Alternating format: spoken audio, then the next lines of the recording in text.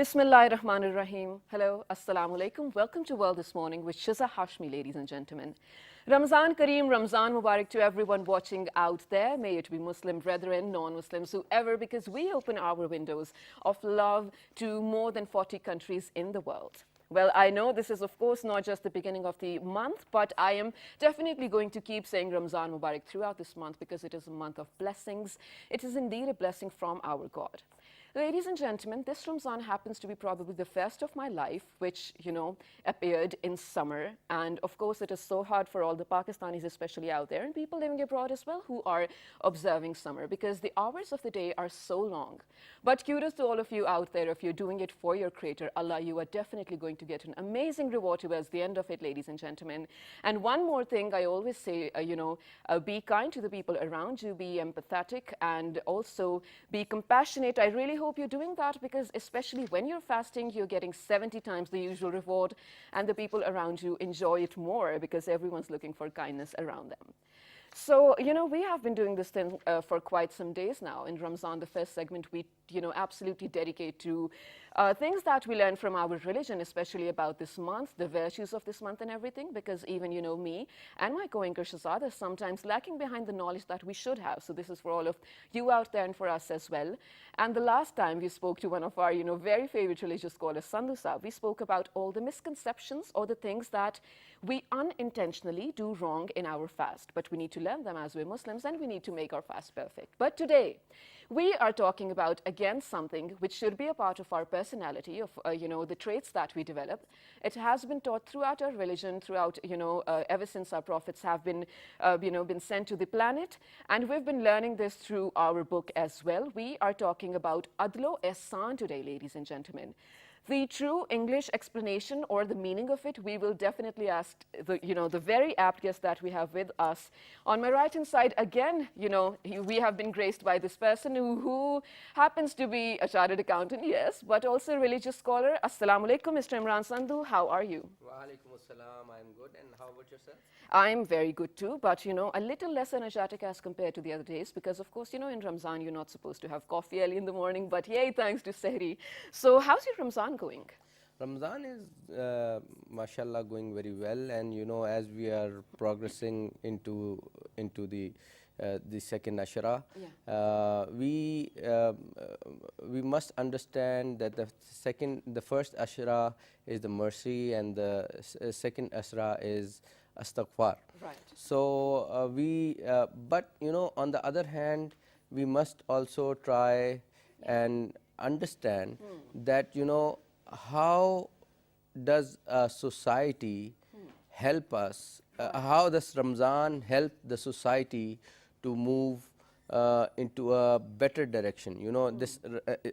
This is an individual. This Ramzan is an individual as well as collective act of worship. Till now, we've been discussing how it affects a personality individually. But today, we've planned to discuss that how it impacts the society. It should impact the society.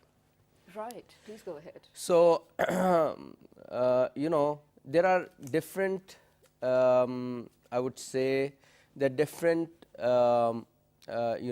departments of a social life. Okay. Faith is on top of it. Okay. Rather, if I say if it's a multi-story building, faith is the base of a society. Okay, the foundation of it. The foundation of it. That's a very good word that you've used. The base or the foundation, as a building has a foundation, and the society which is based on faith is a very strong society. Right. And we Muslims, alhamdulillah, we are a society based on faith, especially our country Pakistan. We are we are based on La ilaha illallah Muhammad Rasulullah. We got our country on this fact. La ilaha illallah Muhammad Rasulullah. And Sandhu Sahab, since you very rightly said, especially when it is built on the foundation of faith, it is a very strong and large community as well. I mean, it's not only about Pakistan, but when we talk about Muslim Ummah, it is so huge. I mean, one of the largest population of the planet right now, and then we create such a strong bond as well, right? Right. So faith actually bonds us as Muslim Ummah. Okay. And then we've got different Muslim countries, they've got their own culture as well, Yeah.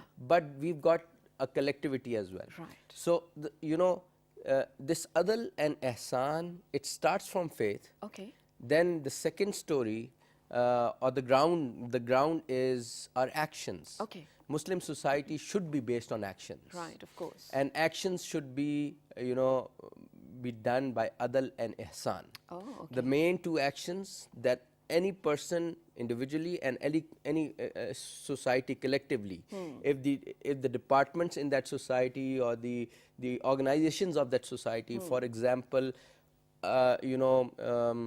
courts, Okay. they should practice adl and ihsan. Sandhu Sahib, I have to stop you over here before we move on. There's so many spheres of life, where we can definitely practice adl and ihsan. But since I mentioned, our audiences happens to be outside Pakistan as well. So for all the people who don't understand adl and ihsan, let's a clear picture for them, please. So adl, if we translate into English, Yeah. it's the most appropriate word would be justice. Justice, absolutely. Right? Right. And justice with balance. And ihsan is doing anything without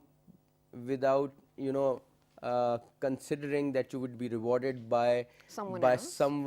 someone, rather you will be rewarded by Allah subhanahu wa ta'ala. This is Wow, ihsan. beautiful, okay. Right? So if we are doing justice within our lives and within our family and within our society, we are not doing it because we have to do it for each other. No, we are doing it because of the perception of ihsan that we own. That is, we are doing for Allah subhanahu wa ta'ala. Yeah. As Quran says, inna allaha ya'muru bil adli wal ihsan. Okay. So there is an ayah of Quran that says that Allah subhanahu wa ta'ala orders you to be just in your actions, Right. whether it is based out of faith or out of your business and trade, Okay. and ethics and values and society in general and politics. Wow. And even governance. You have to practice adl and ihsan at every level. Let's start Justice with politics and governance then. Yeah, I would say that this is a multi-story building, as Okay. I was saying. Okay. Faith is the At the bottom of it. foundation. Yeah. Then your daily life is based on actions that you do. You go to your office. Okay. You have to go on time. This is adl and ihsan. You have to say 5 times pray the worship. That Right. is adl and ihsan over there. And then you have to be modest in the Okay. society. Okay. And that is adl and ihsan over there for Right. Allah subhanahu wa ta'ala. And then your politics has to be the politics of moderation, not extremism. Okay. Being very loyal to your people. Right. This is adl and ihsan for a politician. You don't have to be corrupt. You have to refrain from being corrupt. So this is adl and ihsan for The a politicians, politician. right. And then the governance framework should be that all the organizations should work within their framework. Okay. So and at the same time they Be should be cohesive as connected well. with it. Right, They should have a cohesive force, so that the unity is not compromised. Okay, so Sandhu Saab, next thing, since we're talking about so many different spheres of life where we can practice adl wa ihsan, let's talk about how we can practice adl wa ihsan in our family lives. I do have a question for you. Of course, you're the right person to answer this because you're a religious scholar. Ladies and gentlemen, every other day, a lot of you might, not like me saying this, but every other day I come across men boasting of it and saying, I'm going to marry more than once because my religion allows me to. But the religion allows you to do 2 things, and you forget the second part. You are allowed to marry more than once, but if you can practice adl and insaf in your relationships, you forget the second part. And that is what we're going to talk about right now. Yes, Sandhu Saab. Yeah, so in Quran, Allah has made it mubah to marry 2, 3 or 4 ladies, for men, Right. out of their needs. Yeah. Needs from both sides. Okay. Like this is a topic that is discussed, and that's not a controversial topic Yeah, of in course. Muslim world. Of course. But you know, the thing is, you know, the main, I would say, pillar Yeah. of the you know, this life, marital life, is adal and again ihsan. Ehsan. Okay. You know, if you cannot do adal financially, Okay. you know, in your attitude, Okay. then you, and if you've not practiced it with one wife, you are having challenges, you know, practicing it amongst your children. You must try to first get the knowledge and, you know, the sunnah of Prophet Muhammad sallallahu alaihi wasallam. Okay. Prophet Muhammad sallallahu alaihi wasallam had you know, wives. Yeah. And you know, he would go to every wife on a daily basis. Right. Nowadays, with this kind of busy schedules, Yeah. you know, you would not be able to, if Maintain you are balance, right. maintain balance. I'm not saying that you don't have a potential to maintain Okay, balance, okay. but nowadays I can safely say we don't read Quran on a daily basis. Yeah, we unfortunately. don't unfortunately really we should do it. Read hadith on daily basis. Absolutely. And the basis of adal and ihsan in our personal life is based on knowledge. Right. Right. And you know, we are not even educated in a proper way how to implement these two into our daily life. So first, I would say, whoever wants to go and marry twice or thrice, You're he should allowed?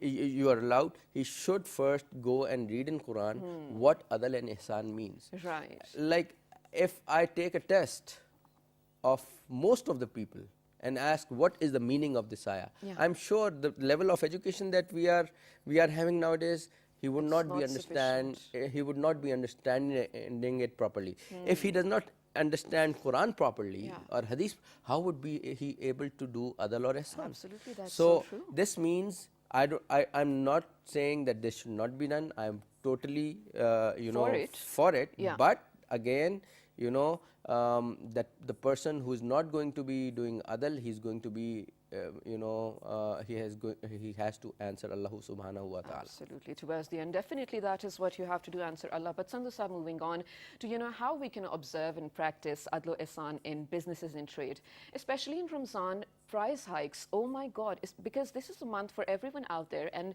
the less fortunate segments of the society want to enjoy and observe it as much as we do, right? But vegetables are so expensive. I mean, you have to make pakode are like a definite part of iftari every day, and then vegetables and eggs and everything when you're talking about the basic needs. Then, I mean, what are we looking at? Definitely, I know for a fact that just for 1 month, the price cannot go high as of the market, right? So it is the people, the vendors that themselves are doing it. Why can't they, you know, experience or even practice ihsan? This is this question is, I would say, this is the attitude that we need to learn. Yeah. You know, as a society, we must understand that, you know, greed is against humanity. Right. You know, if you are greedy enough to, you know, put things in a, you know, do pricing in a way that, you know, you do not have a compassion and mercy for the people in the society, that is the thing that is going to make you disbalance. Absolutely. The imbalance of this imbalance of this kind of greed is going to make you go out of adl, moderation, I would say. So you know, Ramzan gives you a very, very good opportunity. Our you know, sellers should think that it is giving us an opportunity, that we don't, because of increase in demands, you know, people start buying for giving iftars. Right. So demand definitely increases. There's a lot of parties going on, iftar parties. The demand so with this increase of demand, the business community should put their share by not increasing prices of, rather they should give discounts. Absolutely, that You is know, what the we more expect, discounts they right? would give, at the end of the day, I can definitely tell if you decrease the price, you are going to increase your sales. Obviously, So obviously. this is one portion of it. The other Right. portion is, you know, in this Ramzan, as a you know, as a Pakistani, I would really like our government and other people to show some more compassion. Try to creep out of this issue of, you know, Inflation. inflation. Yeah. Rightly said, the inflation is an effect. The cause of inflation is, I would say, is riba or interest, Okay, right. usury. You know, so as a Muslim state, even it's mentioned in our constitution. It's Okay. a constitution balance as well, that we have promised with our society, that we should try to creep out slowly and steadily out of this, you The know, menace that we are in. the menace we are in. You know, ultimately what happens is, you know, all the the the usury or the interest that is accrued by the banks, Right. they are paid by whom? The businesses. Right, right. And then from where the businesses get their money? Yeah. From the general public. So the impact of that interest indirectly comes on the society. Sir, you know what, Sandhu Saab, when we're talking about, you very rightly said that indirectly is the right word. We, the general public, are a part of this system of interest and usury that you already mentioned. I mean, we don't even know how and when we're becoming a part of it. How can we avoid it? Well, Because you know, you don't want, I mean, any sort of sin to come onto you because of something that you're not a part of directly. definitely there are things that we can do individually. Okay. At least we can talk Yeah. against it. This is the first thing that we would like to do. That I'm not going to take interest. Right. Right? And I'm not going to support transactions with interest. Okay, Right? perfect. For example, if you know, you are enjoying a credit card facility, you should first start from home. Okay. Okay, I'm not going to get into credit card. Then secondly, what you can do, you can transform yourself from you know, conventional banking to you know, bankings that are not pro interest. Okay. Rather they try to refrain from interest. Okay, Like perfect. Islamic banking, Yeah, right. you know, banks, they try to refrain from interests. So you know, and our society is moving in that way. Yeah. I've seen the you know, financial statements of some of the banks. Okay. They have got swelling deposits. You know, they don't have money. They have got a lot of money to invest, but they don't have the opportunities to invest. So I can see our society is definitely moving itself to a non-interest based society. Okay. Now, I would say that the government should also try and play its role. Right. We as society members should try and play our role, and you know, be assertive with our government in a political sense. Okay. That okay, we need you to start bringing this interest rate down to zero, which is its Right. actual place. Absolutely. You know, in Japan, the interest rate is almost trending towards zero, and they say, We should learn from them. yeah, and look at their businesses. Their Booming. businesses are booming. They are the best manufacturers in the world. Yeah. So this is how we should be, you know, going about it. Thank you so much, Sandhu Saab. But towards the very end, a closing note for what we learned today, Adlo Ehsan. Yeah, so I would definitely say that, you know, look, Allah subhanahu wa ta'ala has said in Quran, Alladhi khalaqaka fasawwaka fa'adalak. Look, I have created you, I have perfected you, and I have made you in best proportions, adalak. So we should try to bring a very good proportion Absolutely. of, you know, events and actions into our life. We should be mutadil, or be moderate in our faith, in our businesses, as we discussed, in our politics, Right, in governance. in our governance, in our social matters. We should Right. not be spendthrift. We should be modest. So this is all that encompasses this word adal and ihsan, and we should do it not for each other, but rather for Allah subhanahu wa The ta'ala. one who is omnipresent. Absolutely beautiful. Thank you so much again for educating us and enlightening us early in the morning, especially Mr. Imran Sandhu.